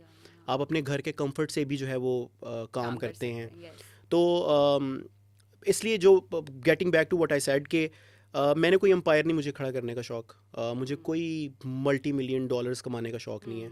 हाँ, मैं ज़िंदगी में अच्छे पैसे कमाना चाहता हूँ कि उससे। जिंदगी सुकून से गुजर हाँ, जाए। ज़िंदगी सुकून से गुजर जाए, आपका एक बहुत अच्छा घर हो, आपके पास एक बहुत अच्छी गाड़ी हो, आप अपनी फैमिली की जो ज़रूरियात हैं, आपके पेरेंट्स हैं, आपकी बीवी है, फ्यूचर में अगर आपके बच्चे हैं, आपके सिबलिंग्स हैं, आप उनके हकूक़ पूरे कर सकें, आप उनके फ़राइज़ पूरे कर सकें, आप उनके लिए प्रोवाइड कर सकें, उनको ज़िंदगी में आसाइश दे सकें, सुकून दे सकें, उससे ज़्यादा नहीं। और मुझे लगता है कि ये सब करने के लिए बहुत पैसे चाहिए भी नहीं होते ज़िंदगी में, कि मल्टी मिलियन डॉलर्स आपको नहीं चाहिए होते। लेकिन प्रोफेशनली अगर आप मेरे से पूछें तो प्रोफेशनली मेरे गोल्स बहुत ऊपर हैं ज़हनी तौर पे, जो मैं ख़ुद अपने लिए परसीव करता हूँ। मतलब मैं जाना चाहता हूँ कि ये इसने जो भी किया है वो मुख्तलिफ किया है कुछ ज़िंदगी के अंदर। जैसे मैं देखता हूँ कि मैंने रिसेंटली 1-2 शोज़ किए हैं स्टैंड अप कॉमेडी के, और मेरे लिए बड़ा ही इनकरेजिंग एक्सपीरियंस था उसके अंदर, क्योंकि बहुत अच्छे गए वो। और मैंने अपना शो, एक personal show, private show plan किया हुआ था फरवरी के एंड में, लेकिन वो मेरी PSL के साथ इंगेजमेंट हो गई, तो मैंने इस वजह से फिर उसको पोस्टपोन कर दिया। अब मैं उसको रमज़ान के बाद करूँगा। तो जैसे कि स्टैंड अप कॉमेडी का जो सारा कल्चर है पाकिस्तान के अंदर, मुझे लगता है वो डेड है। बिल्कुल है ही नहीं है ही है। नहीं, हाँ जो है ही है नहीं। वो बहुत अंडरग्राउंड सा है। अंडरग्राउंड सा है, और वो मैं आपको और बताऊँ वो गंदा है। अंडरग्राउंड क्यों है? वो हाँ अंडरग्राउंड इसलिए है क्योंकि वो मैसेज के लिए नहीं है। हाँ एग्जैक्टली उसकी एक ही तरह की हाँ, एक ही ऑडियंस तरह है। की ऑडियंस है। मैं जिस पहले शो हाँ के ऊपर गया, वो मेरे जानने वाले कुछ लड़के थे, मेरे जूनियर्स थे, डिबेट्स के ही थे वो भी। तो उन लोगों ने एक कॉमेडी क्लब बनाया हुआ था, उन्होंने एक शो किया, उस पे उन्होंने मुझे कहा कि आप आके परफॉर्म करें। मैं चला गया सिर्फ टू टेस्ट माई वाटर्स, देखने के लिए कि देखते हैं स्टैंड अप कॉमेडी में क्या होता है।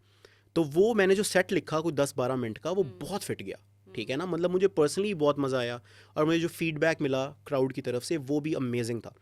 लेकिन जो बाकी लोग वहाँ पे परफॉर्म कर रहे थे ना, मतलब मैं बोल भी नहीं सकता कैमरा के ऊपर कि उनका कंटेंट किन चीज़ों के अराउंड रिवॉल्व करता है। और वो बस मेरे ख्याल में 10 जुमले हैं, तो 10 जुमलों में से 8 जुमलों के अंदर वो गालियों से भरपूर हैं, एग्जैक्टली ठीक है? हाँ और वो, तो आप इस तरह का कंटेंट लेके कभी भी एक चीज़ को मैसेज के अंदर पॉपुलर नहीं कर नहीं सकते। कर सकते। मैसेज के अंदर कोई चीज़ कब पॉपुलर होती है, जब मैं एक सैटरडे को अपनी फैमिली को लेकर किसी एक जगह के ऊपर जाकर बैठने में कंफर्टेबल हूँ, तब वो मैसेज की चीज़ बनती है ना। मतलब और लाहौर में तो आप देखें कि लोगों के पास क्या है काम, या आप रेस्टोरेंट चले जाएंगे वीकेंड पे, शॉपिंग कर लेंगे, शॉपिंग कर लेंगे, वो भी जो आजकल इकोनॉमिक सिचुएशन है, विंडो शॉपिंग कर लेंगे। हाँ विंडो शॉपिंग मैक्सिमम कर, वो भी दिल को तकलीफ ही देती है, लोग हाँ। अवॉइड करते हैं।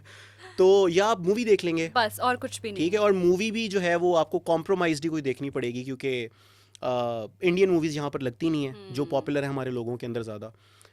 लोकल मूवीज़ की प्रोडक्शन उतनी ज़्यादा है नहीं, तो वो कोई रैंडम सी इंग्लिश मूवी उठा के लगा देते हैं सिनेमा जिसमें के कुछ अंदर, वर्ड्स जो हैं वो उन्होंने म्यूट किए होंगे, म्यूट किए कुछ होंगे, सीन काटे होंगे। तो मुझे तो लगता मतलब मुझे ये समझ में नहीं आता कि जो लोग इस पूरे सर्किट के साथ इन्वॉल्व थे, स्टैंड अप कॉमेडी वाले के साथ, वो उसमें से कुछ निकाल क्यों नहीं सके अभी तक।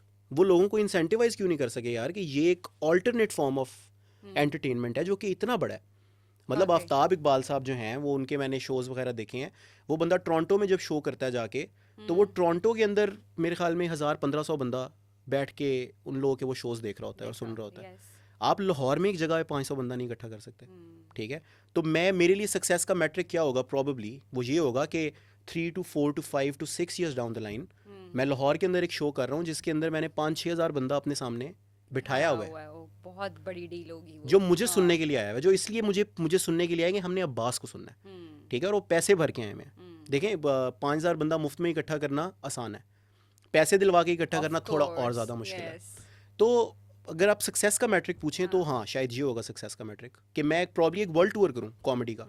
अभिषेक उपमन्यु करता है, राहुल सुब्रमण्यम करता है इंडिया से, हम क्यों नहीं कर सकते। हमारा मिलता जुलता कल्चर है, हमारा विट मिलता जुलता है, हमारा ह्यूमर मिलता जुलता है, हम क्यों नहीं कर सकते। क्योंकि उन लोगों ने क्रैक कर लिया गेम क्या है। हम लोग अभी तक फंसे हुए हैं कि जब तक हमने इंडियन से स्टैंड अप कॉमेडी में ना सिर्फ गालियाँ सीखी हैं कि वो गालियाँ देते हैं, इन्होंने सारी गालियाँ डाल दी हैं, इन्होंने बाकी नहीं देखा कि वो क्या करते हैं। क्या करते हैं। Yes, I am so happy कि आप आए पॉडकास्ट में, क्योंकि बहुत कम होता है कि कोई ऐसा गेस्ट आए कि जो इतना टॉकेटिव हो। अदरवाइज मुझे सोचना पड़ता है कि अब क्या बात करनी है, अब क्या बात करनी है। आपने सारी बातें खुद की है। I really enjoyed this podcast. मुझे ये बताएं कि क्या लगता है आपको अभी 5 सालों में इंस्टाग्राम कैसे बदलेगा? रील्स चलेंगी या ये फॉर्म तब्दील हो जाएगी? क्योंकि अटेंशन स्पैन कम होता जा रहा है ना लोगों का। अभी भी आप देखें तो 8 सेकंड्स वाली जो रील्स हैं वो ज़्यादा वायरल हो जाती हैं।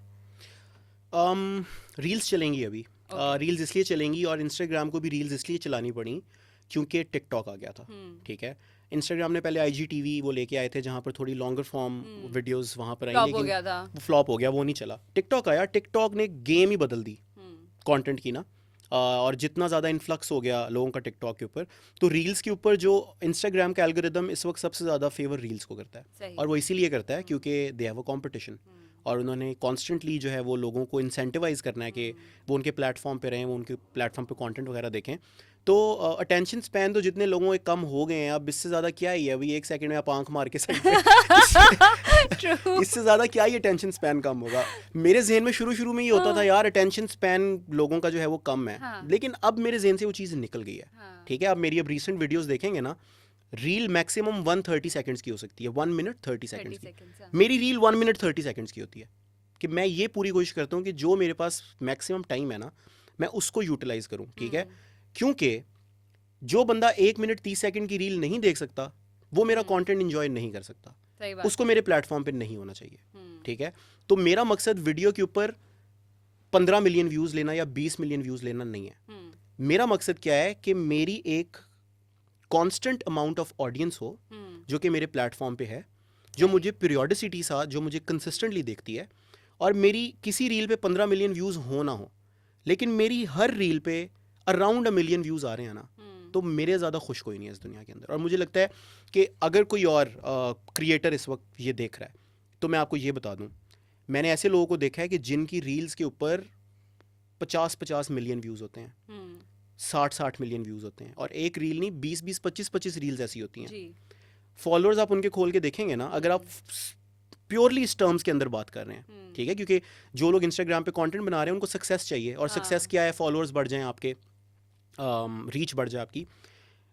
ऐसे लोगों के फॉलोअर्स होते हैं 20,000, 22,000, 25,000। वो भला क्यों होते हैं?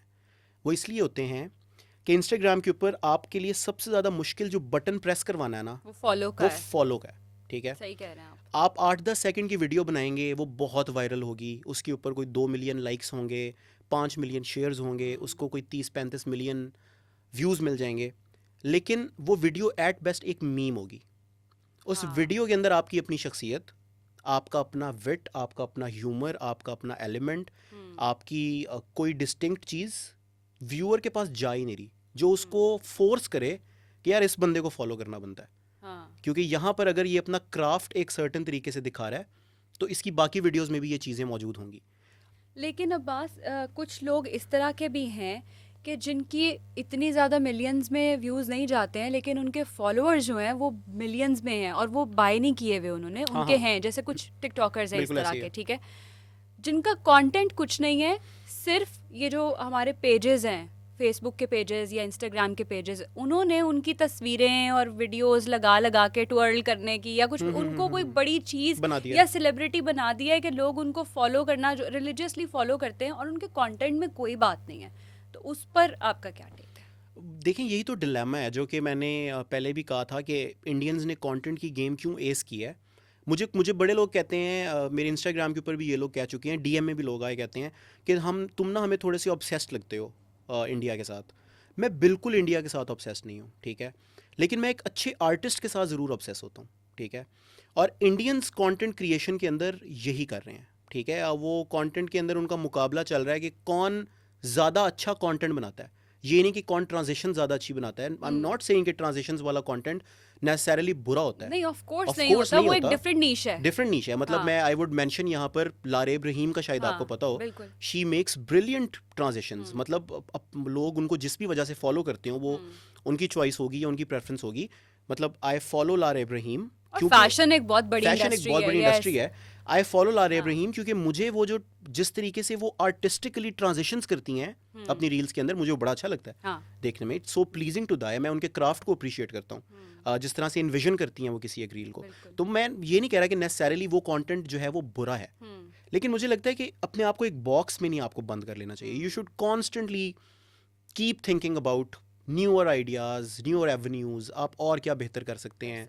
आपने एक सर्टन किस्म की ऑडियंस अपने पास इकट्ठी कर ली है, आपने अब एक और स्ट्रेटा को हिट करना है, जाके एक और टाइप ऑफ ऑडियंस को गैदर करना है अपने प्लेटफॉर्म के ऊपर। मुझे लगता है आपको कॉन्स्टेंटली इवॉल्व करते रहना चाहिए, अपने आइडियाज़ को भी, अपने क्राफ्ट को भी, अपने स्किल को भी। यहाँ पर लोग एक सर्टन अमाउंट ऑफ फॉलोअर्स इकट्ठे करके उसके बाद वो कहते हैं कि बस अब हमने क्या करना है, अब तो हम एक तस्वीर अपनी लगाएंगे या ऐसे घूमते हुए एक वीडियो लगा देंगे, तो उसको 2 पेजेस, जो आप कह रही हैं कि 2-3 पेजेस लगा देंगे, बस हमारा काम हो गया। काम हो गया। फिर इसी तरह के क्रिएटर्स जो हैं वो ज़्यादा डेली व्लॉगिंग कर रहे हैं मेरे ख्याल में, ठीक है। और मुझे डेली व्लॉगिंग से कोई मसला नहीं है, मतलब सही है। जो लोगों को होता है ना कि आप अपनी फैमिली दिखा रहे हो, ये वो, एज लॉन्ग एज वो ईजी है इस बात से, एज लॉन्ग एज उसकी फैमिली Easy कंसेंट है, दे रही हाँ। है, ठीक है, उसको दिखाने दें। लेकिन मुझे सिर्फ डेली व्लॉगिंग वाला जो कंटेंट है ना, उससे मसला ये है कि वो लो एफर्ट कंटेंट है, उसमें एफर्ट नहीं है कोई। मतलब मुझे लेकिन कॉन्फिडेंस के नंबर कॉन्फिडेंस पूरे के हैं। नंबर पूरे हैं, कॉन्फिडेंस के नंबर पूरे हैं। मैं उस हिसाब से उनको एनवे करता हूँ, वो Yes. मैं कभी नहीं अपने अंदर लेके आ सकता। Of course. लेकिन लो एफर्ट कंटेंट है ना, वो बेसिकली फीड कर रहे हैं हमारे लोगों की एक आदत के ऊपर, जो है कि लोगों की जिंदगी में तांका झांकी करना।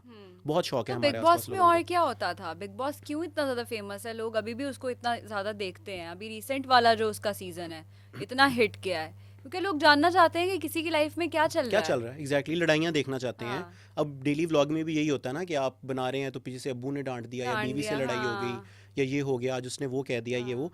तो वो बेसिकली कैपिटलाइज करते हैं लोगों के इस शौक के ऊपर कि वो लोगों की ज़िंदगी में ज़रा नज़र रखना चाहते हैं। चलो ठीक है, पैसे ठीक कमा है। रहे हैं, अच्छी बात है, हमारी इकॉनमी में भी एक कंट्रीब्यूशन कर रहे हैं। लेकिन हाँ, उसमें that's मसला ये है nice. कि उस इसकी वजह से कंटेंट क्वालिटेटिवली इवॉल्व Yeah. नहीं कर पा रहा। क्योंकि देखिए ना, एक बडिंग क्रिएटर है। लेकिन मेरा ख्याल है कि इस पर फिर ये है कि आप जैसे लोगों के ऊपर रिस्पॉन्सिबिलिटी ज़्यादा आ जाती है हाँ, और आप केपेबल भी हैं। मैं कोई रिस्पॉन्सिबिलिटी नहीं नहीं, ले रहा। क्यों रिस्पॉन्सिबिलिटी लेनी पड़ेगी ना, अगर हम एक और नेशन के साथ compete कर रहे हैं और हम बहुत पीछे रह गए हैं। देखिए, मेरी रिस्पॉन्सिबिलिटी इसमें ज़रूर ये होगी कि मैं किसी भी पॉइंट पे अपनी कंटेंट की क्वालिटी को कॉम्प्रोमाइज़ ना होने दूं, ठीक है। और ये एक बहुत बड़ा एफर्ट होगा मेरे लिए, क्योंकि Yes, of मैंने अब इस courस। वक्त करंटली अगर लोगों के लिए एक बेंचमार्क लेट्स से सेट किया है कि मैं अच्छा कंटेंट बना रहा हूँ, तो मैं द मोमेंट मैं इसको कॉम्प्रोमाइज़ करना शुरू कर दूंगा, तो लोग मुझे कहना शुरू कर देंगे कि यार अब तुम सही कंटेंट नहीं बना रहे हैं, ये वो। मुझे लगता है कि मेरे एंड से मैं क्या कर सकता हूँ कि मैं इस क्वालिटी को मेंटेन करने की कोशिश करूँ, मैं इस पे कभी कॉम्प्रोमाइज़ ना करूँ। और मुझे लगता है कि अगर कल को कोई दूर से बैठ के देखेगा कि यार अब्बास बुखारी एक बंदा था, उसने कंटेंट बनाना शुरू किया, उसने कुछ ऐसी चीज़ की जो कि कोई पहले नहीं कर रहा था, उसने ओरिजिनलिटी, ऑथेंटिसिटी लाने की कोशिश की अपने कंटेंट के अंदर, और देखें 2-3 सालों के अंदर लेट्स से इंशाल्लाह वो किसी एक जगह के ऊपर पहुंच गया, तो मुझे लगता है कि वो उसके लिए इंस्पिरेशन होगी। लेकिन मैं एक बीड़ा नहीं उठा सकता कि मैं लोगों को पकड़ के यार तुम डिफरेंट कंटेंट क्यों नहीं बनाते, तुम ओरिजिनल कंटेंट बनाओ, ऑथेंटिक।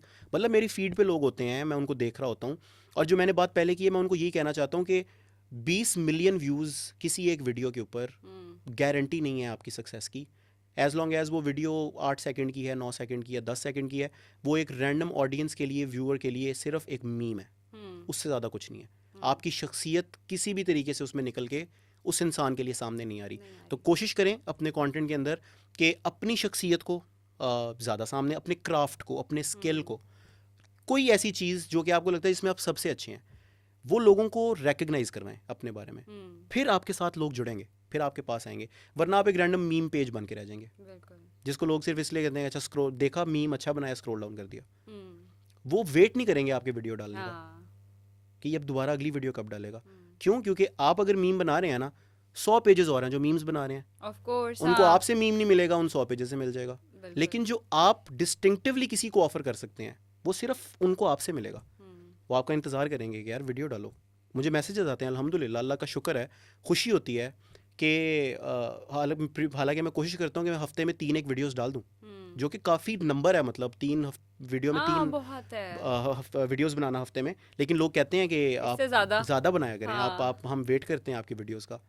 तो खुशी होती है पढ़ के इस बात की, और ये एक तसल्ली और सेटिस्फेक्शन मिलती है कि काम ऐसा है कि लोग इंतज़ार करते हैं।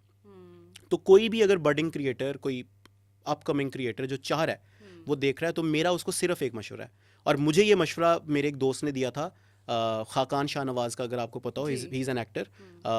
तो जब मैंने शुरू की जर्नी, तो उससे मेरी बात हुई इस बारे में, तो उसने मुझे कहा था, ब्रो कभी भी अपना आप नहीं लूज़ करना तूने, मतलब जो तेरी अपनी शख्सियत है ना, हाँ, अपनी ऑथेंटिसिटी, वो जितना तुम लोगों को दिखाओगे, लोगों के सामने लेके आओगे, लोग उतना तुम्हें पसंद करेंगे।